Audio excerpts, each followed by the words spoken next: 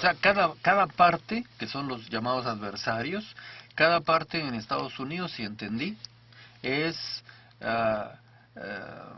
una parte o la otra que tiene todo el derecho de juntar todas las evidencias para decir yo no soy culpable, yo no soy culpable, y a base de las pruebas presentadas ante el jurado se va a determinar quién es el que presentó las pruebas y por lo tanto se demuestre quién tiene la razón o no tiene la razón, y que el juez, como dijimos hace un rato, es un árbitro que vigila que las reglas de ese juicio se cumplan, pero lo deciden los ciudadanos.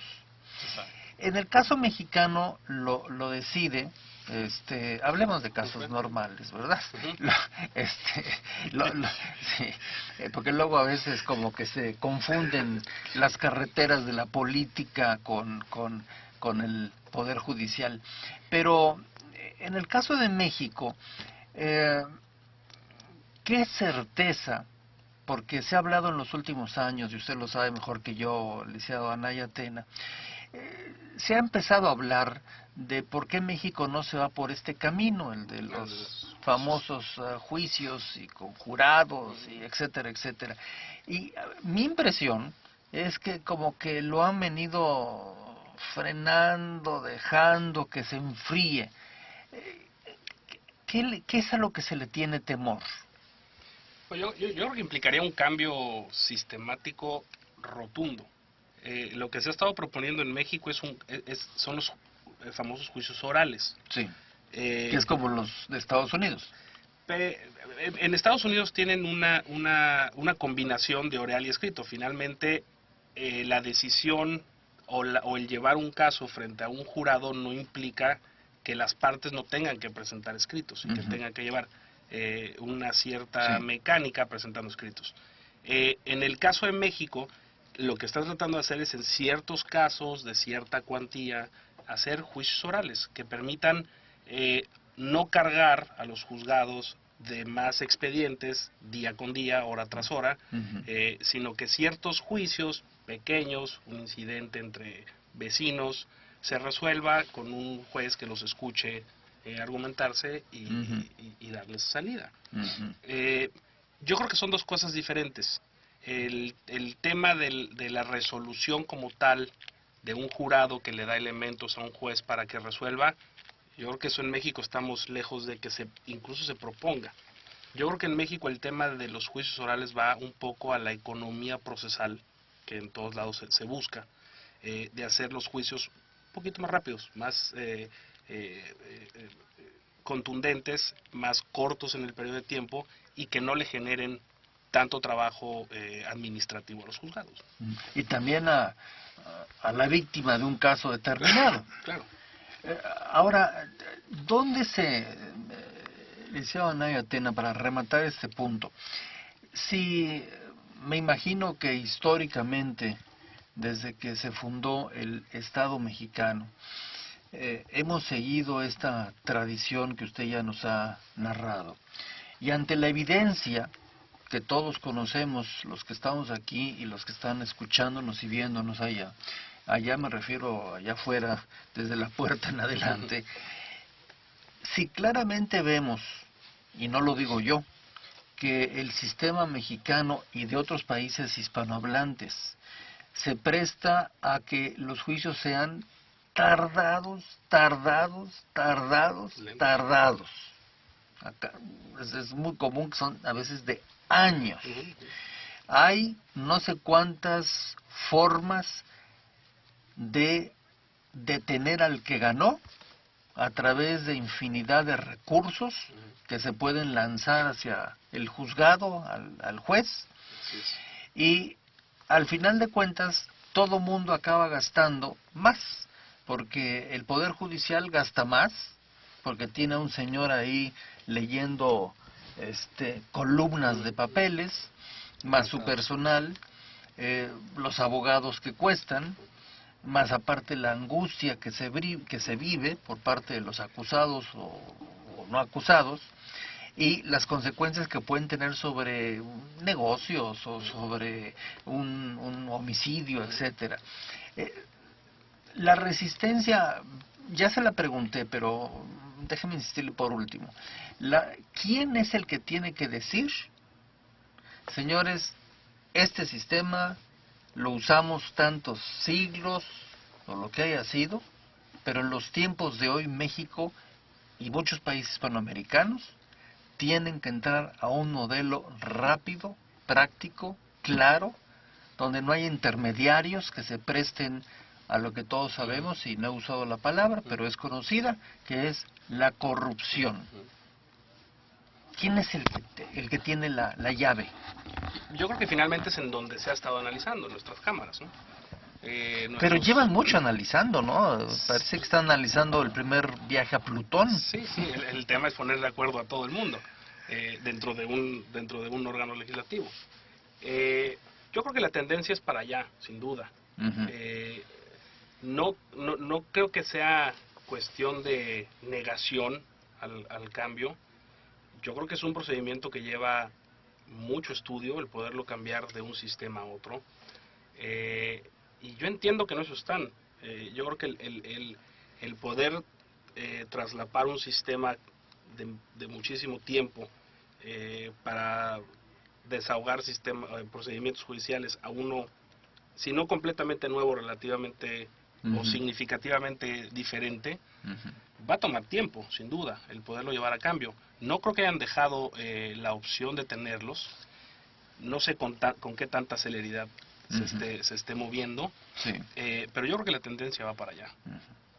La corrupción, ya sabemos que la tenemos enquistada, como decimos, en el sistema judicial mexicano y de otras naciones hispanoamericanas. ¿Aquí hay corrupción en Estados Unidos, licenciado? En todos los países va a haber corrupción. Lo que yo creo pasa en Estados Unidos, que evita un poco de la corrupción, es primeramente los jurados. Eso sí. Es un sistema que pues evita.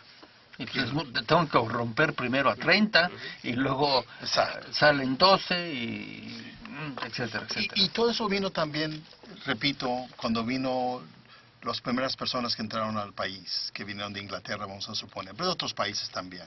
Sí. Pero querían tener un concepto de que todo sea rápido, que vamos a aplicar brevemente asuntos criminales. Aquí en Estados Unidos existe, yo creo también en México, donde la persona, sea el delito o lo que sea, tiene el derecho de tener un fiance, de salir de la cárcel pendiente que esté pasando todo. Sí, con su fianza. Con su fianza. Y uno dice, pues es muy costoso, digo, la gente que no tiene dinero, ¿cómo lo va a hacer?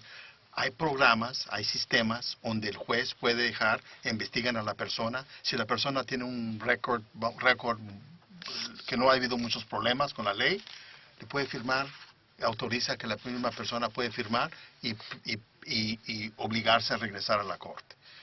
Evita que la gente esté en las cárceles y que posiblemente son inocentes y también todavía están en cárcel.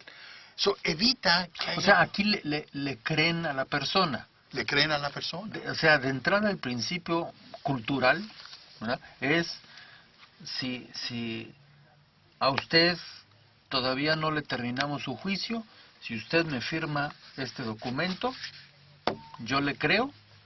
Y usted regresa. Y usted se va a la calle y nos vemos. A trabajar, o sea, vivir su vida normal. Nos vemos en 3 meses, el día tal, a tal hora, y entonces discutimos el asunto para tratar de terminarlo. Y el sistema es muy simple.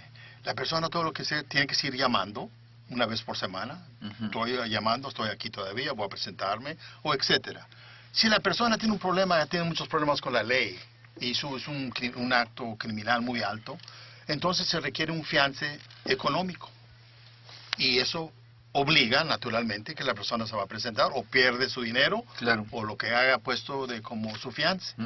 Eso permite que no haya mucha corrupción, porque se elimina la corrupción en ese aspecto. Y eso yo creo que es algo que se puede implementar poco a poco. Estábamos platicando hace momentos que en México el problema es que si una persona se robó un pan o hizo un acto criminal pequeño y está en la cárcel porque no tiene el dinero para pagar el fianza, ahí va a quedar en la cárcel, sea culpable o no.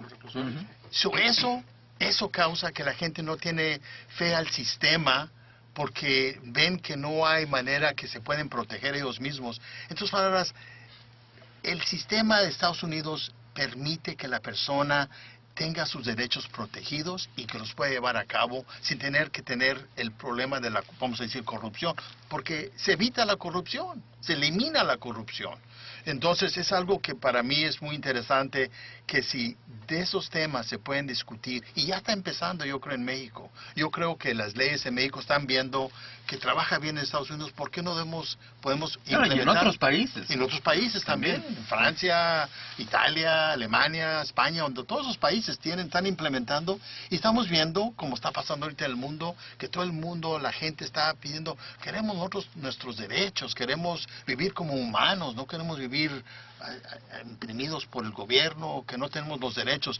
Eso yo creo, lo que está pasando en el mundo está pasando en otros aspectos, en jurisprudencia, en negocios, en todos esos asuntos.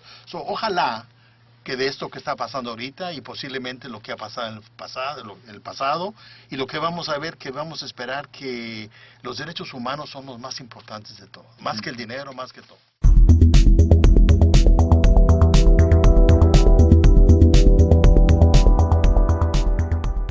Hecho de juntar todas las evidencias para decir yo no soy culpable, yo no soy culpable, y a base de las pruebas presentadas ante el jurado se va a determinar quién es el que presentó las pruebas y por lo tanto se demuestre quién tiene la razón o no tiene la razón, y que el juez, como dijimos,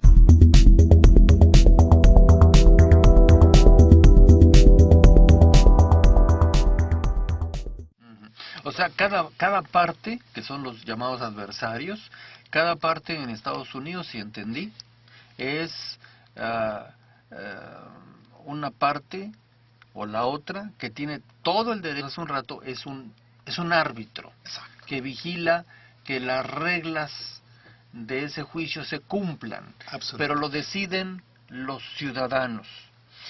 En el caso mexicano lo decide, hablemos de casos normales, ¿verdad? Sí, porque luego a veces en México no se va por este camino, el de los famosos juicios y con jurados y etcétera, etcétera. Y mi impresión es que como que lo han venido frenando, dejando que se enfríe. ¿Qué es a lo que se le tiene temor? Yo creo que implicaría Como que se confunden las carreteras de la política con el Poder Judicial. Pero en el caso de México, ¿qué certeza? Porque se ha hablado en los últimos años, y usted lo sabe mejor que yo, licenciado Anaya Tena, se ha empezado a hablar de por qué